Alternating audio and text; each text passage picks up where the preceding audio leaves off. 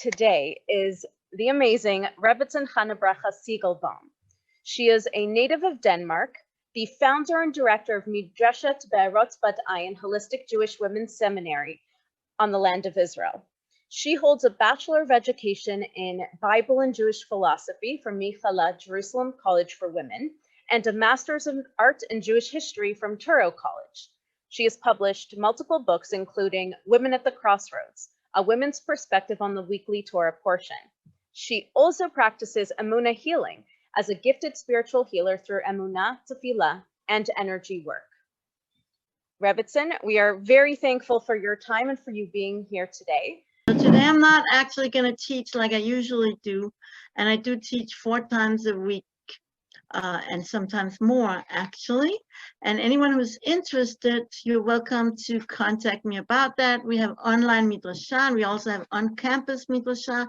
Thank you so much for that beautiful introduction, Fegele, straight from my bio.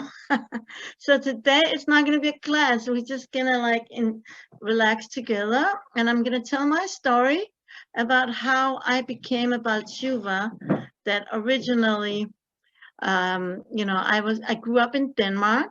I was born in 1960. Like you said, I grew up in Denmark. And it's to a secular Jewish family. My grandfather, actually, he had been very religious Hasidic Jew, but he later embraced the Enlightenment spirit like so many people did in that time.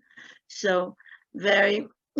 we cannot judge him. I may have done the same, who knows? But I was fortunate to be born in a secular family in the time that I was born, where if I had been born in a religious family, maybe I would not have been religious today because I had a rebellious spirit. So Hashem knows his plan. And you're going to see that my story is very much connected to Shabbat as well. So if we start with how was Shabbat in Denmark. So Shabbat basically didn't exist in Denmark. For me, there was a synagogue, of course. One in the whole, there was 2 synagogues in the whole Denmark, one in Copenhagen and one in Hornbæk, which was where all the Jews had their summer house. And my parents did not go to synagogue. And most of the people who went to synagogue, because most of the Jews lived in the green and nice, beautiful suburbs, and the synagogue was in the center of the city. Most of the Jews did not live there, only the Orthodox, which is like a few handfuls. And so how did they get to the synagogue? This is kind of a secret, right? So they would, on Shabbat, so they would drive or take the train. Some people said taking a train on Shabbat is really allowed, which is really very questionable. And so they would not drive all the way to the synagogue because that would be like sacrilege. How do you say that? Sacrilege. So they would drive 5 minutes from the synagogue and park there, and then they would walk to the synagogue the last 5 minutes so that it would not look like they drove there, even though everybody knows everybody. It's a small community, and they knew that they didn't walk the 25 kilometers or 30 to get to the synagogue, but that's how they would do it. My parents didn't do that. They didn't go, except once a year for Simchat Torah, that was the time when the synagogue was filled with worshipers who, I remember that, it was one of the highlights, as for me, Jewish highlights. You go to the synagogue and the girls come down into the men's side, and we walk around in the men's side, and each man stands. We have an open bag, and they put in like a little candy into our bag, and then we come home, and we have for the whole year candies and different things. That's what I remember from Simchat Torah. Okay. In any case, but besides all that, and despite never having heard the word God being mentioned, hardly ever at all, it seems like I was born religious, nevertheless, because every night, this is what I would do. I would say, dear God, like from a very young age, I'm really sorry for all the bad things that did. Now, first I said, thank you for all the good things you did. A little girl, I'm really sorry for all the bad things I did, and I'm going to try to be better. And I don't know where I got that. I just did that every night. And so, yeah, and I feel like that was like the essence of my soul that later blossomed. And so when I got up to 7th grade or so, that's when I started really questioning. I started questioning my parents' way. As my father was a son of immigrants from Russia who were shoemakers, and he worked himself up to become like a doctor, a medical doctor. And so he decided he's going to give his children, they're not going to lack, because he lacked when he was the youngest of 5 kids, and he didn't have all the toys all the other kids had, etc. His 3 daughters are not going to lack anything that money could buy, and we didn't. But he didn't think that we would still feel lacking, like we lacked the spirituality. Like even like the few times that somehow I got to the synagogue, it was not a spiritual experience. Like nobody, I don't know how many, very few people came to hear the rabbi speak.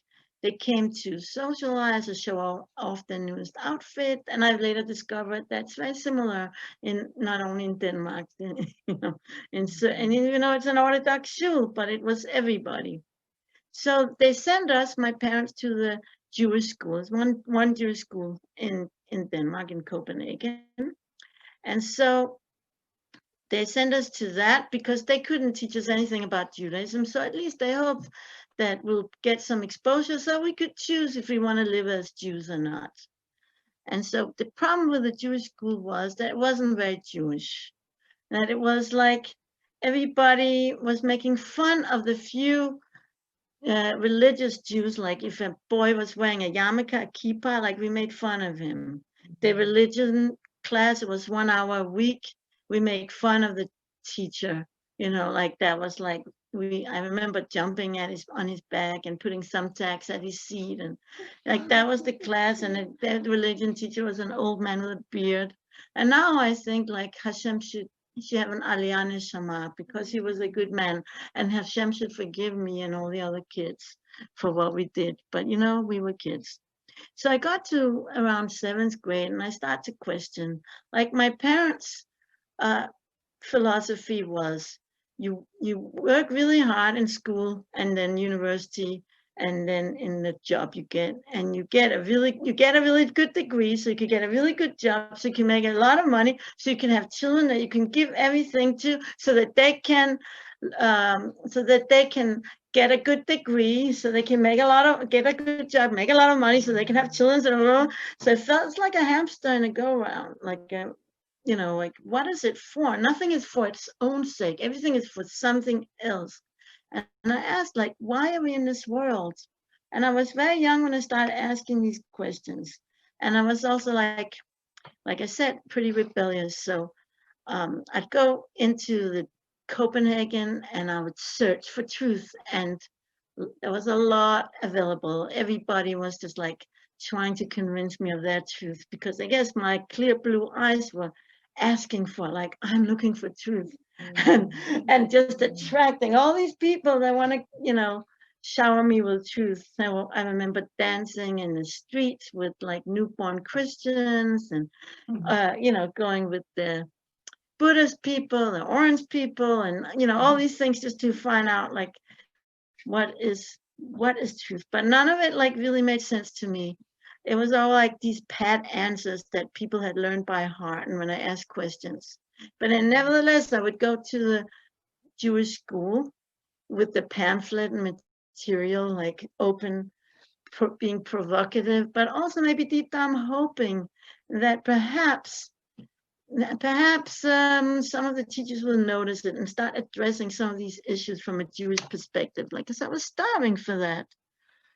So I had a group of friends that we would explore. There was not one social rule that we didn't break. Like we were just exploring about freedom. Freedom was everything. Like, why do you have to be like that? Why do you have to sit on a chair? You can sit on the floor. Like anything that like people do. Like I insisted on sitting on a little rock on the floor in the school, like so everything I did different. Like with the friends, we were exploring with all these, like we idolized the Native Americans, the alternative, the mystical, the spiritual. We read Herman Hesse and listened to Pink Floyd, and we also read, what are the other books? The new the one I have it written down, but I don't know where. Carlos Castaneda. All those books about experiencing with altered consciousness, but it was all to try to find meaning. That's what it was for. And I used to like make everyone sing in the bus and do all kind of like crazy things. Maybe some of you that know me can imagine that. And so, in any case, so when I turned 18, like my parents, we had a rule in Denmark: if you don't smoke when you're 18, parents pay for a driver's license for the child. So I didn't smoke, but I also had, what do you call it, like a badge, like a bumper sticker on my, I didn't have a car, but like I had like a thing that says all the cars out of the city. So I didn't want a driver's license because I'm against cars. So I didn't get a driver's license until when I had to, many years later, when I had to drive carpool for my son's school. I had to get a driver's license. In any case, what else? I got involved in like the movement of environmental. We would wake up like before sunset and go to the forest and listen to the nightingale. I also got involved in a Marxist movement because I went to a Marxist high school, but I didn't connect with that either because it was like all materialistic. It's all about like how you distribute their money. It even called something historical materialism. That's what they call. That's what Marx called his system of belief. And it's like, I'm like, but so once you have the money distributed correctly, then what? What is the inner values you're going to put in a society? They don't address that. And that was what was interesting to me. So I'm looking, and so finally, after graduating high school, I went with my backpack. I worked a few months, then I made money. So I went on I was barely 19. I'm going on my thumb hitchhiking through Europe, but I got a bit tired of it. But one thing that was really interesting on my trips was that, you're very vulnerable as a 19-year-old girl. I had more like blonde hair than two, that made me more vulnerable, traveling alone. But like I would spot a Jewish person on the journey. I could just tell who was a Jew. That was like something in the neshama, something in the eyes that reflected the neshama. I could feel, this is a Jew, here I'll be safe.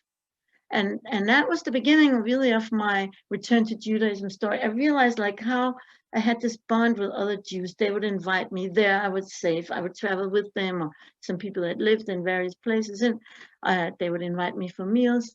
In any case, still, despite all that, I got tired of this journey and looking for things that I didn't find. So I called home from Paris. My parents said, you know what, we're going to wire you a ticket to Israel. And, and I thank my parents for that until now. Like, they saved my life. They saved my soul. The next day, I'm on the way. I'm in the airplane to Israel. And as you know, any tourists that come to Israel, they end up where? At the Western Wall, at the Kotel. So there, everybody could see that I'm looking for truth. So a rabbi came and approached me, and we talked about everything and nothing. And then he introduced me to a girl a couple of years older than me, and she invited me into her room in her dormitory in the old city overlooking the Kotel. We had herb tea, and I asked her all the questions that I had and about freedom. Isn't it like limiting freedom that you can't drive on Shabbat? Well, not that I was driving anyway, but like it's just all these rules in Judaism. You can't do this, you can't do that, separation, men and women. And so Chava really explained me. To this day, she's my friend. She really explained me that there's another level of freedom than what I think freedom is. You think freedom to do whatever you feel like, but you're really a slave to your lower urges. But there's a freedom of being in charge of yourself and and having the ability to make decisions and choose the right over the wrong. And she discussed with me about women's role and how a woman is a queen of a house. And I was like intrigued. Wow, this feels right. Then here we come. I know you waited for that. Then she invited me for what? Guess what? For what? She invited me for Shabbos. And so I was like, that was a few days to Shabbos, difficult days for me, like thinking about it. Am I really going to be able to embrace this lifestyle of Shabbos? I mean, of Judaism, including Shabbos, and change so much, not just my clothing, but like my whole like way of thinking and way of living. Could I do it? I was thinking so much about it. I come for Shabbat. And here's where I want to like read you something, because I wrote my Shabbat story. I mean, my Baal Tshuva story. And so I wrote about that first Shabbat. It was so beautiful. First, I come Friday afternoon, and Chava introduced me to the other girls in the dormitory. There's one from France who kissed me on both cheeks. Another one from Israel who played the guitar. We were dancing around the circle. She was only 17 at that time, I remember. And then I was led to a room where 2 silver candlesticks awaited me. Chava taught me to say the blessing, and I lit the candles. And here's from what I wrote. As I gazed at the lights of the Shabbat candles, the world was transformed. The room was aglow with holiness and serenity, and though we had entered, as though we had entered a higher realm of existence, what I'm always was looking for, expanded consciousness, right? It struck me that here was the expanded consciousness for which I'd been searching all along. I had never expected to find it within my own tradition. And this was the first time I lit the Shabbos candles, because we were completely secular, not modern Orthodox or anything. Here, I was no longer a stranger exploring other people and places. I saw truth very clearly for the first time, and it was a truth to which I belonged. I would keep learning and exploring together with others like myself. I had finally come home. So that was like very instrumental for me, the Shabbos experience.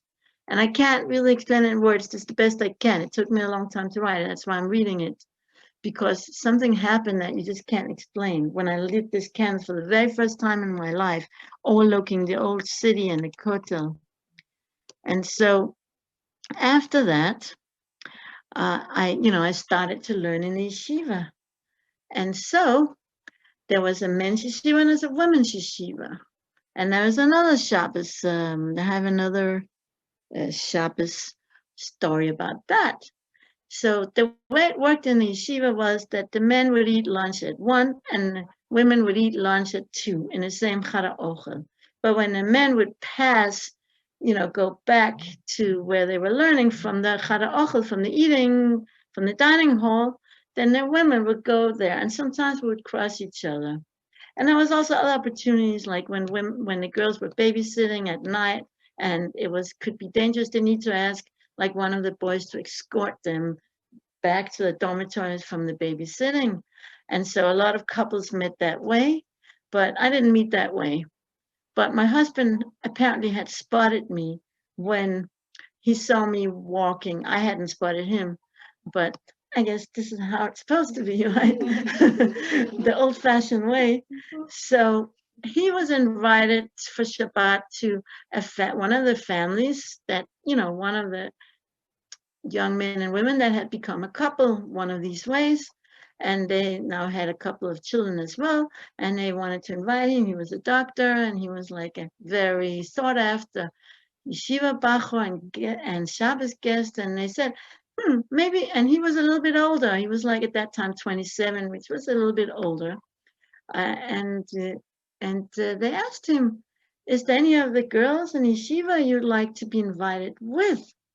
And so I said, yeah, what about that girl from Denmark? Like she looks cool. And so then we finished the Shabbos service in the yeshiva synagogue, and we go outside in the courtyard. And then like this family spots the family, looks for me and says, we would like to have you for a Shabbat meal. That's how it worked. Like you just like, you don't get set up in advance. You just like a couple invites you, or like them. It always works out. And then I remember my friend from France. She's later now big Rebbetzin. She married the rabbi's son, but at that time not yet. I married first. And she said, "Oh, you're being set up with the doctor." I remember that. Oh, very nice. And so we went. So we went to this meal for Shabbat, and it was very nice. Don't remember anything about it, but afterwards, after the meal, he walked me home, and this became the beginning of our daily walks together all over the old city. We became familiar with every single arch and winding gateway as we explored the road to each other's heart. After having been in yeshiva for 5 months, we announced our engagement. And since then, it's all history. And I think that I have a lot more to say, but I think I have spoken longer than my time. And also I have another class that I give on my online midrashah. I would like to give you my email so that if you want to get the whole writing, you can write me, and then you can get, I can send you like what I wrote. But maybe we have time. I know we're supposed to have time for a question. This was like not exactly an interview. It's more like a monologue. No, thank you so much, Rebbetzin. If anyone has questions, we'd love to see them in the chats now. And while we're waiting for people to type their questions, I have to say that was such a beautiful story of a life journey to Shabbat, how you got there and how Shabbat has changed your life in so many ways. And really has. the expanded consciousness and finding truth in your belonging and identity. And I also have to say that last Yom Kippur, not this year's, but last, I was in Copenhagen at the shul, and the community was so welcoming. So it's lovely to hear about the early years as well and get a different perspective on that Jewish community. Oh, I see Marka Abramson is in. She was from the same community. Oh, wonderful. Okay, yes. we start to have some questions coming in. Marina Esther says, how do you think... Esther, where are you? I don't see you. Oh, okay. Well, how do you think the world changed from back then when you experienced becoming religious? Okay, that's a really good question. It was like so spiritual in my world. It was, I remember like the old city and exploration. And I think, maybe it's, I don't know, it's because I became different, but I don't know if it's the world or if it's just that time of life when you're changing and when you're young and when you're excited. But I feel like it was more spiritual than it is now. People are more like it's like kind of circles, because I'm like a 60 girl, like a hippie girl. And now people are more like, we got to establish ourselves, we got to get an education. Like then we were like, I don't care about an education. I just want to be spiritual. Yeah. Adelia has asked, can you tell us about your midrashah? What is the midrashah's goal? Okay, well, that's one of my favorite topics. I just hope I won't make me late for my class in my midrashah, because you have to stop me because I can get carried away. Okay, so Midrashet Perot Bat Ayin, I started it in 1996 because I wanted to offer other women something I was missing, and even in that yeshiva that gave me so much, I was missing the integration of the Torah with creativity and with working the land, and also with the inner dimensions, the Kabbalistic aspect of Torah, which is what I was always craving when I was looking in all these other religions for the mystical. So we teach Chassidut, we teach Jewish meditation. We also teach, all the what I call bread and butter Torah, like Tanakh, we teach the Bible, we teach the Jewish law, halakha, we teach everything that we need to teach, but then we have some funky, interesting classes in addition, and we try to do a more like holistic approach to Judaism. And so right now, we do have online classes. Right now, there is 6 people sitting here, I mean, on campus classes. We have online classes also. And anyone who's interested can email me about that as well. But now it's been a bit challenging for us with COVID-19. So I'm happy we're building up our on-campus program as well. And here you get something that you cannot get online, which is like you can get dirt under your fingernails. And we have a beautiful gardening madricha, and we're making vegetable garden. We have chickens. Like it's a real holistic experience when you're here on the land. It sounds absolutely amazing. Thank you. I am so grateful that you were able to tell your story and to talk a little bit about the Midrasha. You are quite a natural storyteller. On behalf of the Shabbat Project, I'd like to thank you. I'm really not, but okay. But on behalf of the Shabbat Project, I'd like to thank you so and much. all of our speakers.